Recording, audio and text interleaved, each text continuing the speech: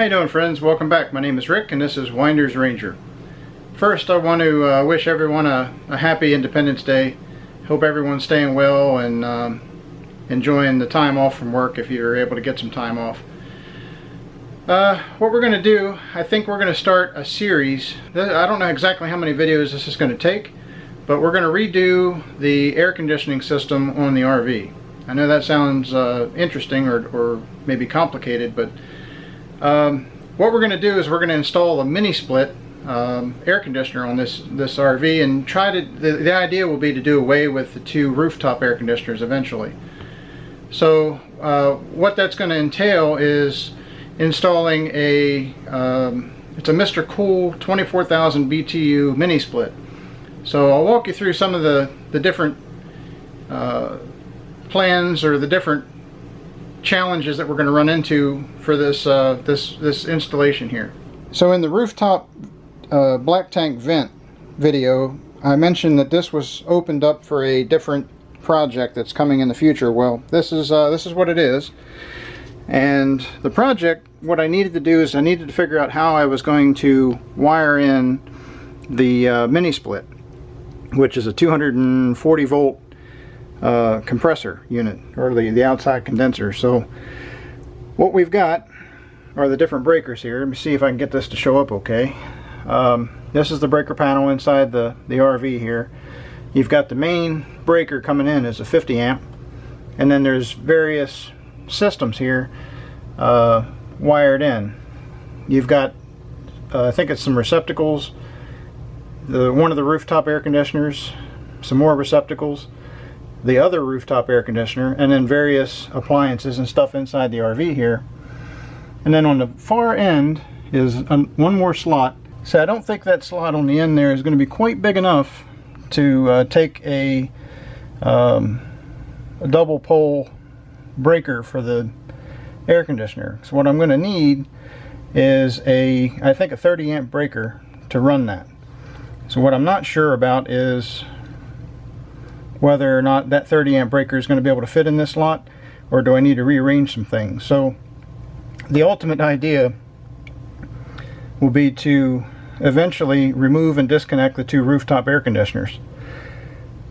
Some of this may change as I go along. I don't know exactly how we're going to work this, but what we may end up doing, and it's part of the idea anyway, is to do away with one of these breakers, take this 15 amp and move it over here to where the 20 is, and then take the two 20s out. So that'll eventually do away with one of these. I'll have to replace this with two 15s, and then we can just move that over and rewire everything. That's the idea, and that'll give me room, if I need it, that everything can shift down one slot, and then I can put the breaker over here for the air conditioner. So the question was, as far as how the RV is wired, where I get the power supply. Originally, I've seen some various videos and things where people tapped into their power supply for the RV outside where the shoreline comes in, and then tapped into it there and then ran that to a mini split. In my case, I've got a 5,000 or a 5,500 kW generator on the front, and I wanted that to be able to power the air conditioner as well if I end up boondocking someplace.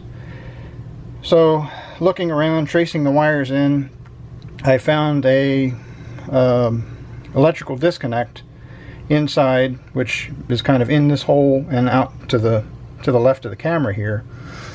And that the wiring power, the power supply comes into that disconnect, and then it splits and goes two different directions. One comes up to the main breaker panel, the other goes to the generator. So when the generator's on, in theory, it shuts the power off to the shoreline and changes the power coming in from the generator to the breaker panel.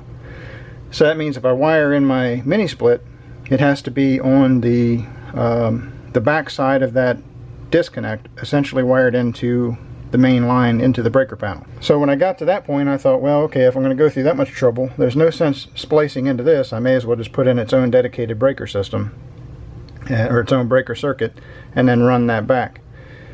The next problem I ran into was, where am I going to mount the inside and outside units? So for the inside unit, I think what I'm going to end up doing, I had two options. This seemed to be the lesser of the two evils. This is the bunk, overhead bunk system inside the main living space. So we'd have a temporary ladder you could put up and somebody can climb up into that bunk system. I use it for storage. What we're going to do is go to the hardware store. We're going to get some 1x1s like these, probably paint them, stain them, I don't know, try to match the color. It's not really going to matter. We're going to fill this in over here and then get a piece of basically plywood and cover this whole section and close that in, and that'll give me a solid place that's framed in as far as the 2x4s and stuff for the sides to mount the indoor unit. The power and the coolant line and the drain line will run through the wall across the inside corner here closest to us on the bunk system over into the far corner over here against the wall. So the coolant line, the drain line, and the power will run along that inside corner over into here someplace, and then I'll bring it down the wall, you know, somehow. You know, we're not real sure exactly how we're going to bring that down, but preferably as close to the corner as possible, and we'll bring it down into this corner. Now what will happen when we get in the corner here, we're going to mount the indoor unit here on the floor in this corner. That'll match the weight distribution for the washer dryer combo being on the other side. And this front area inside the garage is basically unused anyway. It's not like there's going to be a motorcycle or a golf cart or anything pulled up into this space. It's basically used for shoe storage, as you can see. So the indoor unit will go here, the power will come down the wall, and the coolant line and the drain line for the indoor unit will all come down here.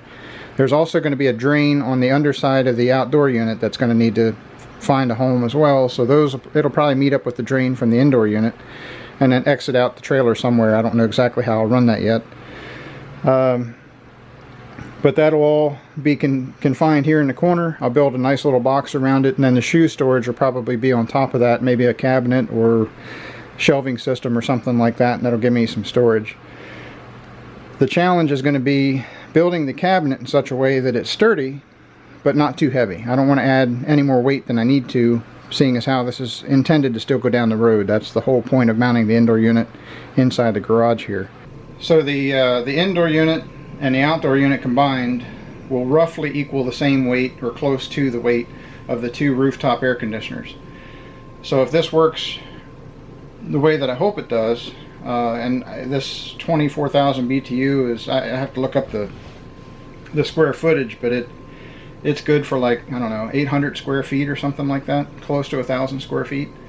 And the living space from the garage entryway door here to the front bedroom, I think, was under 400 square feet. The rating for the mini split is figured for, you know, a residential type building, so that kind of a space is going to be insulated a lot differently than an RV is.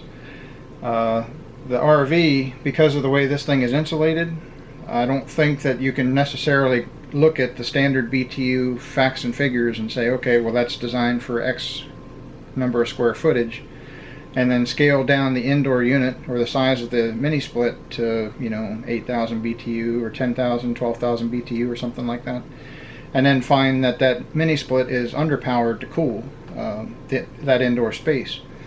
Being that this is a fifth wheel, my front bedroom is my concern, especially if the indoor unit is on the wall in here in the main living area, is getting all that cool air to go forward. I think that this will be adequate. It'll make this space down here probably a little bit cooler than might be comfortable, but I think that should cool the front bedroom adequately, and I don't think it'll be a problem. I wanted to make sure my mini split was a little overpowered to make sure I've got enough oomph to cool the space that I'm trying to cool. So the mini split's been ordered. It's on its way. The other challenge that I have is where that mini split was, or the outdoor unit's going to be mounted on the floor in the garage. It has to be able to breathe and vent the warm air that it's condensing from inside. So the original idea was to mount it outside on a carrying rack on the rear of the RV. This is a toy hauler, so that it would have to swing out of the way or be out of the way of the back door if I wanted to still use the RV as it's designed and haul the golf cart, say, to Fort Wilderness, for instance. So that really wasn't the best option. It started to get a little complicated. The way the frame on this trailer is designed, it didn't extend all the way to the back, so then I would have to extend it and welding and so on, and it got more complicated than was really necessary. So I decided to stay away from that. I looked at the front compartment, both driver side and passenger side of the RV, and there's room in here. I could slide that indoor unit, but it would require redoing the interior space to make room to build a compartment for that thing to sit in. So that really wasn't an option. Its dimensions are such that I couldn't put it up on the roof, and I couldn't hang it from underneath the trailer because it made clearance issues for pulling the trailer. So that really wasn't an option. So we ended up coming up with the idea of why not just set it in the garage. That's not a climate controlled space anyway. I'll close the central air vents, since these rooftop air conditioners won't be used anyway. I'll just close them to the garage, so that way we're not bringing any of that heat forward, and just set it back there on the floor. Not really a big deal. You know, eventually I got to replace the fan in the garage anyway, because that fan burned out on me. Or at least I think it burned out. It didn't blow a fuse, or didn't trip a breaker. But I'll replace the fan inside the garage with like a Fantastic fan or a Max Air fan, so that way it can bring air in, fresh air, cool air in, or cooler air. Florida is really no such thing as cool air, but that'll bring cooler air into that space. And I ordered a compartment door, basically, is what I'm going to do, and just cut a compartment door into the wall and have that installed, or at least that's the idea. It's a little bold. I think it'll work just fine. Trying to place where the stud's in the wall, it looks like I've got a stud close to the door, and I got a stud basically where the garage meets the living space. So there's a stud there in the wall, and that's also where the awning is. So I'm pretty sure there's a stud there to support all that. So I'll cut in a space, a compartment door, install a compartment door there, and that way that compartment door can open and allow the mini split to blow outside. I'm hoping, see how this compartment door is constructed when it arrives, that maybe I can just work the actual door off, you know, make it a temporary type thing, that when the RV set up someplace, I can open the door and just take the door off and set it aside somewhere, and then have maybe a louvered grate or something like that on the inside, keep, you know, bugs and critters and things like that out, but it'll give an open space for that mini split to blow outside, no problem. Then when we go to move the trailer, say if it's, you know, pouring down rain or something like that, and we want to pull the trailer down the road spray, rain, moisture and all that can't blow inside that louvered grate. I can just close the compartment door, put the compartment door back on, close it and latch it, and then it's more or less it's weather tight for traveling down the road and keeps all the moisture out.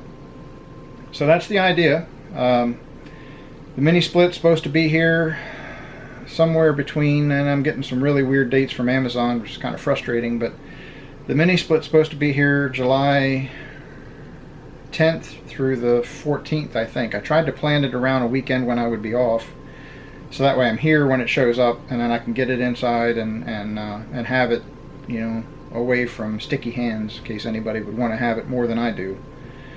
The compartment door, I think, is a day or two, a couple days ahead of the mini split, so it may be here before.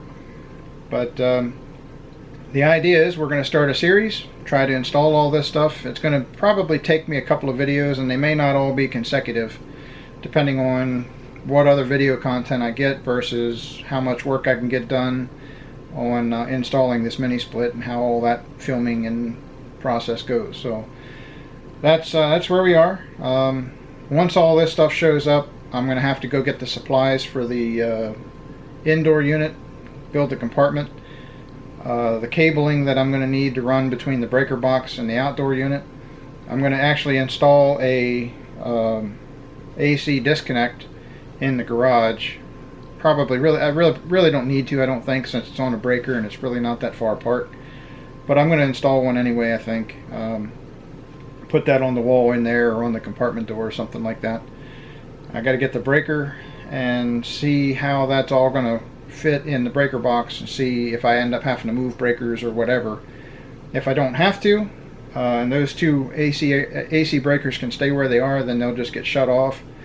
And the front air conditioner is not working very good anyway, so it may just come off the roof, and I'll cap the wires, make sure that everything's turned off, and just put in a Max Air fan to supplement the air conditioner. So with Max Air fan, when you're in the bedroom, you can turn the fan on exhaust and suck the air out. So if there's any warmer air up front, you can pull that out and pull the cooler air up into the front. So that's the idea. We'll see how it goes. As we get along in the process here, I'll try to post videos on the progress and see how this works. And I know it can be done. I've seen plenty of RVs that these have been installed on.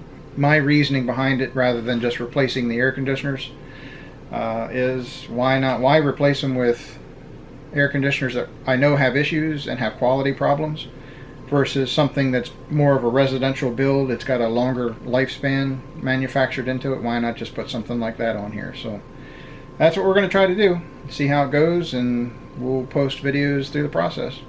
So make sure you hit that subscribe button. That'll keep you up to date on future videos of this build. If you haven't already, hit that thumbs up. That helps out a lot with getting the videos out on the platform. So I appreciate you watching, and we will see you on the next video.